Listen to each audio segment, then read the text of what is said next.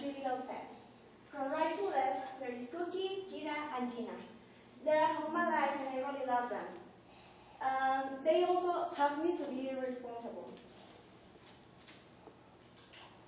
My boyfriend and I feed homeless animals, and when we have enough resources, also take them to the veterinarian. We feed mostly dogs and cats. People in our neighborhood know us for that reason. And one day, a man asked us for some help. The man told us that his neighbor had hit a dog tied on the roof. And this dog was so dirty, the dog had not eaten for days, and also the dog was under the hot sun and the rain for whole days. In that moment, my boyfriend and I thought that there are many dogs living in that way, and also we can't do a big deal against that. But the case of this dog was so different. As you see, the dog was chained with a heavy chain, and his neck and his face was swollen. In that moment, we realized that we have to do something, but we are not an association that helps us. But my boyfriend looked an association that helped us, and now we know, and also talk us about animal rights and also something like animal abuse. This association is Ángeles de Dudos, and they taught us that there are two principal kinds of animal abuse: neglect and intentional cruelty.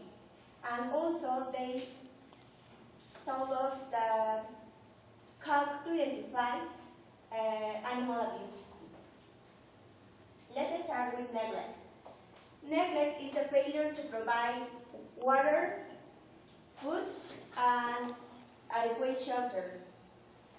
Also, examples of neglect are starvation, dehydration, inadequate shelter, parasite infestations, and the failure to seek the veterinarian when an animal needs medical attention, and also when he don't take the enough space. In most of the cases, the result of neglect is the ignorance of the owners. On the other hand, intentional cruelty is involving deliberate physical harm or injuries inflicted on an animal. Regretfully, cases of animals being beaten, burned, poisoned, and state are common. The American Society for the Prevention of Cruelty on Animals registered at least 200 pets killed or maimed every day.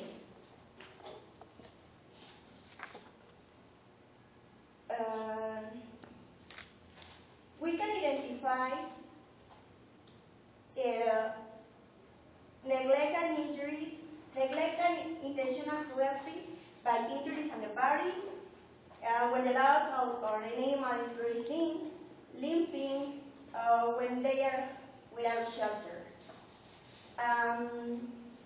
The dog that my girlfriend and I helped suffer neglect and intentional cruelty, and we can identify this kind of animal abuse by the things that he presents.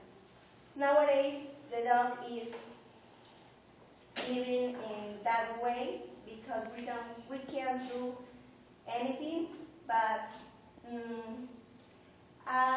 remember the words of Mahatma Gandhi: the greatest of a nation can be judged by the weight of animals.